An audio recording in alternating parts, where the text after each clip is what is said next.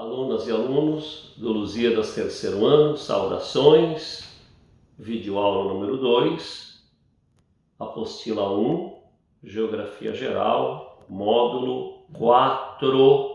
Vamos dar uma ênfase aí para os exercícios tipo Enem, combinado? Vamos lá?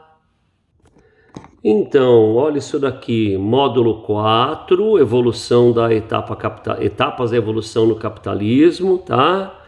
Página 186, beleza? Ó, vamos lá, foco Enem, página 186, apostila 1. Quem são o foco Enem? Questão 64, 68, 69, 71, 72, 73, 74, 105. Vamos lá então. Então a primeira é a 64. A pergunta 64 é sobre a sociedade global. Caiu no Enem mesmo essa, né? Então ele está falando que hoje, né? Antigamente, cada país que você visitava, as pessoas usavam mercadorias de uma certa marca. Tem lugar que não tem Coca-Cola, especialmente os países socialistas, não tinham nada de americano, né? Hoje não, hoje as marcas são praticamente as mesmas no mundo inteiro. Isso é a globalização. Aí ele pergunta, né, com base nos seus conhecimentos em geografia, qual a resposta correta. Veja só, como a gente sabe que o gabarito é A, porque a gente olhou lá no fim, não é mesmo? Vamos começar pela letra E, realidade sobre a globalização. As empresas transnacionais, as multinacionais, aquelas que têm filial em mais do que um país, né? Ok, matriz em um país, filial no outro, multi ou transnacional. Elas pertencem a países de uma única cultura? Claro que não, de uma mesma cultura. Ó, compara a Toyota, que é japonesa, por exemplo, com a Chevrolet, que é americana, e com as europeias, né? Volkswagen, Fiat, Renault, né? Então são empresas cuja origem é totalmente diferente, totalmente diversa. Elas vêm de países ricos, mas não da mesma cultura. Letra D. O capitalismo globalizado atinge apenas a Europa? Se atingisse apenas a Europa e a América do Norte, não seria global, concorda? Falso. A globalização do capitalismo neutralizou o surgimento de movimentos nacionalistas de forte cunho cultural divisionista? Ao contrário, a globalização catalisou esses movimentos. Separatismo na Europa, separatismo na Rússia. Olha, aqui no Brasil, quantas vezes você já ouviu falar movimento separatista dos Pampas? Na época das eleições, todo mundo fala, vamos fazer 2 Brasis. Isso é fruto do capitalismo, ok? Todo mundo não, perdão, né? Muitas pessoas. Letra B. A cultura transmitida por empresas multinacionais tornou-se um fenômeno criador de novas nações? Negativo, tá? Não foi esse o criador de novas nações. O criador de novas nações foi um movimento, tá, nacionalista que tem surgido nos últimos anos em vários lugares dentro de um único país. Alguns que saem vitoriosos, cria-se uma nação dentro da outra, divide-se uma nação em 2, em 3, em 4, ok? Tá? Quantas vezes alguém já te falou que a União Europeia talvez não resista à globalização? Os países europeus voltariam, cada um a ter sua moeda, manteriam a economia aberta, né? As fronteiras abertas, mas descentralizando suas administrações. Ok? Olha que interessante aqui. O capitalismo globalizado está eliminando as particularidades culturais dos povos da Terra. Ou seja, as pessoas estão se comportando cada vez mais de uma maneira parecida. Não pense que é apenas o país rico, a indústria do país rico que impõe o seu modo de vida. Negativo. Eles aprendem aqui também e uma parte do que eles aprendem aqui reproduzem lá no país matriz. Gabarito letra A, questão 64. A próxima é a 68. Vamos para a 68? A questão 68, que é a próxima, eu não vou fazer. Ela está flertando aí entre a sociologia e a filosofia. eu acho justo que os professores específicos da área discutam com você, já que eles têm muito mais capacidade do que eu para tal, combinado? Então nós vamos direto para a 69, ok? Que é um trecho do Manifesto Comunista de Marx e Engels na metade do século XIX. Vamos lá? É um trecho muito bacana. A sociedade moderna, burguesa, surgida às ruínas da sociedade feudal, não aboliu os antagonismos de classes. Apesar, para um pouquinho, né? Na época do feudalismo, não havia exatamente classe social, mas é como se houvesse, tá? Continua. Então ele diz assim, ó, acabou o feudalismo, oba, entramos na modernidade, que legal, ainda não, né? No século... Modernidade é pós-revolução industrial, pós-revolução francesa, tá? Mas de qualquer maneira, estamos a caminho da modernidade, né? Estamos no renascimento. Mas não, tá? O antagonismo continua. Tá, ele continua, olha aqui. Apenas a nova ordem econômica estabeleceu novas classes, novas condições de opressão, novas formas de luta, ao invés das velhas, né? No entanto, a nossa época, a da burguesia, possui uma característica, ela simplificou essa luta de classes, essa diferença de classe. A sociedade global divide-se cada vez mais em dois campos hostis, em duas grandes classes que se defrontam, não é? A burguesia, que são os detentores dos meios de produção, e o proletariado, que são aqueles que trocam sua força de trabalho por dinheiro para sobreviver. Basicamente essa é a teoria marxista, tá?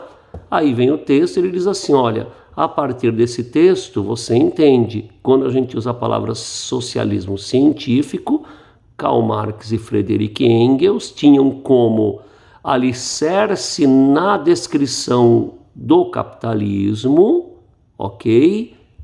A luta de classes, combinado? Ela explica, tudo é explicado pela luta de classes, para Marx e para Engels, ok? Não necessariamente é verdade, é uma visão que deve ser respeitada, mas que não é necessariamente a única nem a verdadeira, combinado? Mais valia a teoria do lucro. Olha, a teoria do lucro não é desvincular o capitalismo, todo mundo lucra em cima da força de trabalho, mas não é o que está dizendo o texto. O texto é alicerçado na luta de classe. Ditadura do proletariado é a forma de governo proposta para acabar com esse antagonismo de classes. Cooperativismo sindical é algo tipo autogestão das empresas sem dono, tá? Gerida pela coletividade, tá? Reforma social também, diria, respeito a uma nova sociedade, mas que não tem a ver com o socialismo científico proposto por Marx e Engels. Ok?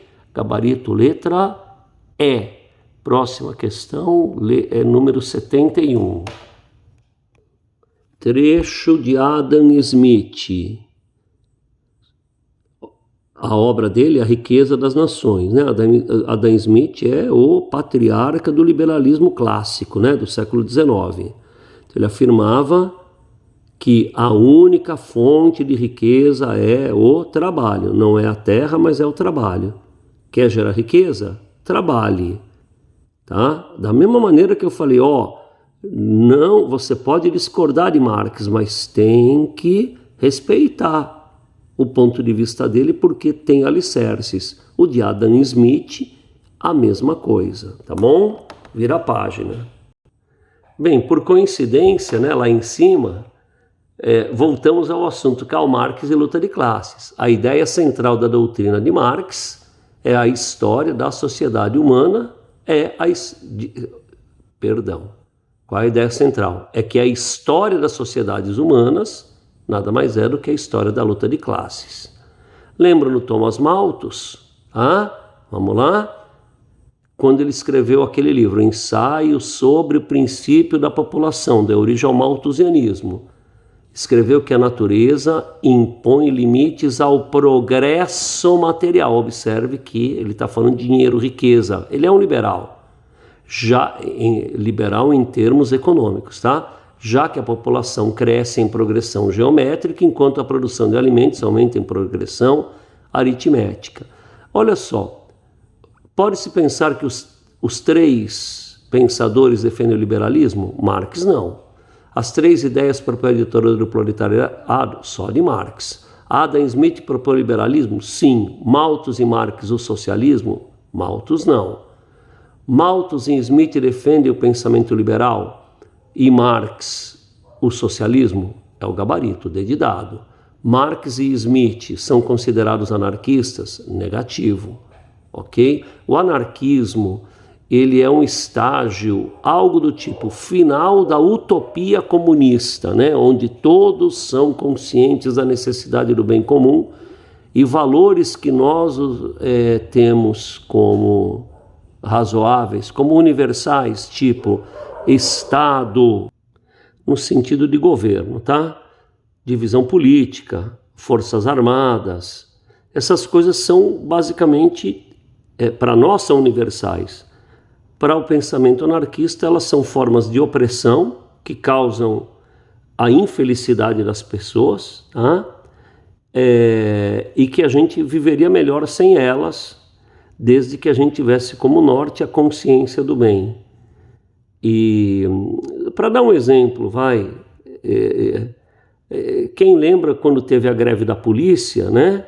As pessoas tinham medo de sair na rua. Teoria anarquista apregou que você não precisa de polícia, basta que todos sejam conscientes de que não devem um roubar o outro, um prejudicar o outro, não precisa de mecanismo de repressão, ok? Nós não, nós precisamos do mecanismo de repressão para termos a liberdade de andar na rua, ok? Só para você ter uma noção, tá? O anarquismo, assim como todas as outras formas de pensamento, tem seus lados positivos, seus lados negativos. De qualquer maneira, a questão 71, a melhor resposta é a D de dado. Bem, a 72 é uma discursiva, a 73 repete a questão do modelo da luta de classes, tá? Vamos para 74, atenção, hein? 74 é sobre a China atual. O principal articulador do modelo atual econômico chinês argumenta que o mercado é só um instrumento econômico que se emprega de forma indistinta tanto no capitalismo quanto no socialismo. Porém, os propósitos chineses já estão sentindo na sua sociedade seu real significado. O mercado não é algo neutro ou um instrumental técnico que possibilita à sociedade utilizá-lo para a construção e edificação do socialismo. Ele é, ao contrário do que diz o articulador, um instrumento do capitalismo e é inerente à sua estrutura como modo de produção. Sua utilização está levando a uma polarização da sociedade chinesa. Veja só. O que acontece? O modelo socialista ele é alicerçado em dois pilares, né? O do Partido Único, que representa a sociedade, o Partido Comunista, e o da planificação econômica. Esse partido é o Estado e o Estado é dono dos meios de produção e da propriedade. O que acontece na China? Ela é um país que fez revolução comunista nos moldes tradicionais na metade do século passado, logo após a Segunda Guerra, só que a partir da década de 80, ela transformou sua economia gradualmente numa economia capitalista. Hoje na China você tem propriedade privada, você tem bolsa de valores, você tem empresas privadas, ou seja, você tem liberalismo. Então a China admite o liberalismo como forma de construção do socialismo. O autor Ariovaldo Oliveira, ele pensa o contrário, diz que não, absolutamente. Ele diz que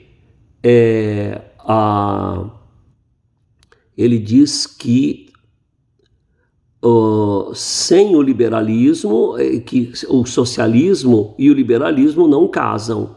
Porque a liberdade econômica dá a chance de você ser empresário e você ganhar muito mais do que os outros. Aí ele fala assim que nesse texto, as reformas na China, ou seja, a liberalização da economia, ok? Elas estão indo contrariamente a um dos pilares econômicos do socialismo. Aí a pergunta é, que característica é essa? Que é um pilar do socialismo, mas o modelo econômico chinês se contrapõe. Então, o modelo chinônimo é um pilar do socialismo, a desestatização da economia? Não, o pilar do socialismo é a estatização. É um pilar do socialismo a instauração do Partido Único? É, mas a China não se contrapõe a isso. É um pilar do socialismo a manutenção da livre concorrência? De jeito nenhum.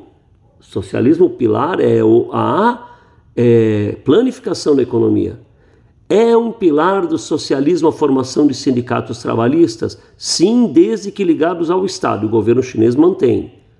É um pilar do socialismo a extinção gradual das classes sociais? Sim, e o modelo econômico chinês não apregou a hoje a extinção das classes. Ok? O liberalismo, ele mantém a classe social. Beleza? Gabarito letra E. Olha a questão 75. Tá? Ele coloca afirmações sobre o capitalismo comercial e o capitalismo financeiro. O comercial 15 a 18 é a transição, do capitalismo ou do feudalismo ao capitalismo.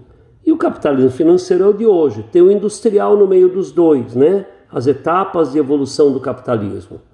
Então vamos ver isso, olha só.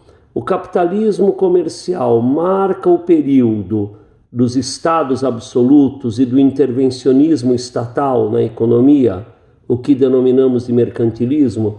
Vê se você lembra, o capitalismo comercial, vê se você lembra da relação Brasil-Portugal. Né? Cabral vinha aqui representando o rei. O próprio rei chegou a vir para cá em determinado momento. Né? Não era o mesmo, mas a coroa portuguesa. Ou seja, era o Estado que determinava. Nós éramos uma colônia, nós pertencíamos a um governo. A riqueza da nação era dada pela riqueza daquele governo. Hoje a riqueza da nação é dada pela riqueza das pessoas. O governo americano está quebrado e é o país mais rico do planeta. Ok? O governo chinês provavelmente seja o mais rico, nós não temos um ranking disso, tá? Mas o salário da China é um dos mais baixos do planeta. Então o que acontece? Isso aqui é verdadeiro. O mercantilismo é a primeira forma de expressão do capitalismo. É uma transição. O Estado ainda é forte. Há forte intervenção. Ok? Olha agora, o capitalismo financeiro é o atual, é o global. Ele acelera a concentração de capitais quando uma empresa compra outra. Já discutimos isso. Gerando grandes conglomerados econômicos. Uma empresa vira um conglomerado. E em contrapartida ao avanço do capitalismo, ampliam-se a exclusão social e a marginalização, especialmente nos países mais pobres. Verdadeiro. Ok? Olha o número 3. Isso é uma realidade atual, né? Tanto o capitalismo comercial quanto o capitalismo financeiro aplicam as diretrizes do liberalismo econômico. Não. O capitalismo mercantil, o comercial, ele ainda não era liberal, ok? E ainda valia um forte intervencionismo do Estado na forma da coroa, do rei, que é quem determinava. Então estão verdadeiras a 1 e a 2, 1 e 2 verdadeiras, resposta letra E.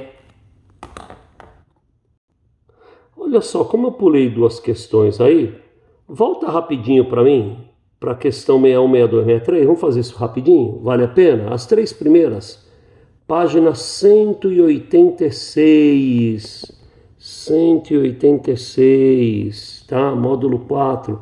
As três primeiras, elas, na verdade, elas não estão na seção Enem, né? No foco Enem, mas vamos fazer, faz parte, ó. Durante o mercantilismo, século XV a XVIII, todos os produtos que chegavam a uma colônia, ou saíam, tinham que passar pela metrópole, caracterizando o pacto colonial, letra E, letra A. Tá certo? Ok? Ó, liberalismo, você não pode ter esse tipo de intervenção no Estado. Balança comercial favorável é quando você exporta a preços mais elevados do que você importa. Mais especificamente, quando o total de valores exportados é maior do que o total de valores importados. Aí você tem uma balança favorável. Tá? Corvéia é o que se pagava ao senhor feudal em trabalho, né, pelo fato de estar lá com a segurança do feudo. Tá? Pacto colonial, o contrário de liberalismo. Tá? O que é imperialismo? O que é monopólio? O que é oligopólio? Acordo entre empresas que estabelece uma divisão de mercado. Isso é cartel e é proibido. Se você tiver um governo atuante, empresas cartelizantes, elas têm que pagar algum tipo de punição, tá? Vou dar alguns exemplos de cartéis. Imagine que dois professores tivessem 2 carrinhos de pipoca e amendoim para vender na hora do recreio, ok? Você chama de cartel, então você vai botar uma letra D aqui, né? Se esses 2 professores fizessem acordos. Que tipo de acordo? Pode ser, por exemplo, um acordo de preço. Os 2 vão vender a pipoca e o amendoim pelo mesmo valor. Pronto, não concorre mais. Fizeram um cartel. Acusa-se muito postos de gasolina, padarias de fazerem cartel no preço. Mas não são os únicos não, tá? Fique tranquilo. Ok? Isso passa também pelo fato do Estado não conseguir intervir. E de ter pouca concorrência, tá? Ao aumentar a concorrência, ficam mais difíceis os acordos. Um outro tipo de acordo interessante também é cartel e é realmente estabelecer a divisão de mercado, tá? Era, por exemplo, a gente combinar de um só vender amendoim, o outro só vender pipoca, de modo que não vai haver concorrência. Isso é muito comum acontecer na indústria automobilística, tá? Uma empresa só produz carro de luxo, a outra só carro popular. Quando tem pouca concorrência é fácil fazer o cartel, mas é crime contra a economia. Segundo item, dominação estabelecida por mecanismos econômicos. É um estágio de aperfeiçoamento da colonização. Colonização é quando você se apropria do lugar.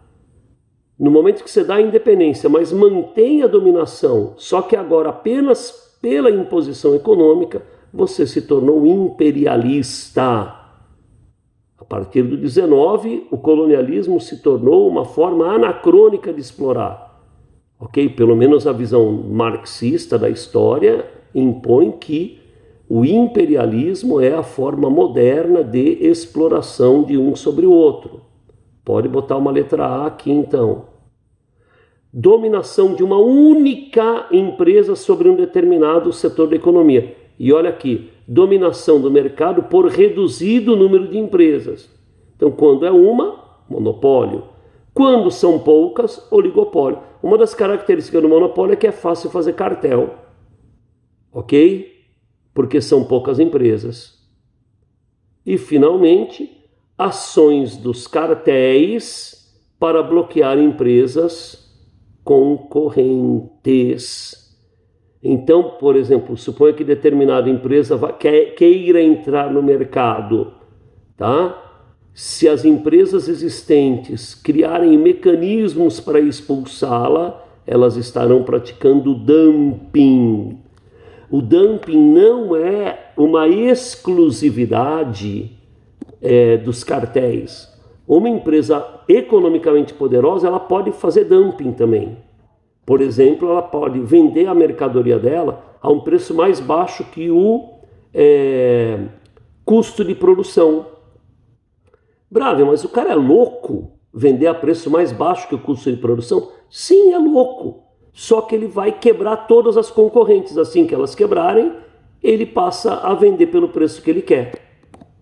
Isso é proibido, é dumping é proibido. Você tem dumpings de Estado, governos que desvalorizam a moeda para tornar suas empresas mais competitivas, porque aí as mercadorias... O governo chinês faz muito isso, né? Suas mercadorias ficam mais baratas no mercado internacional. Beleza?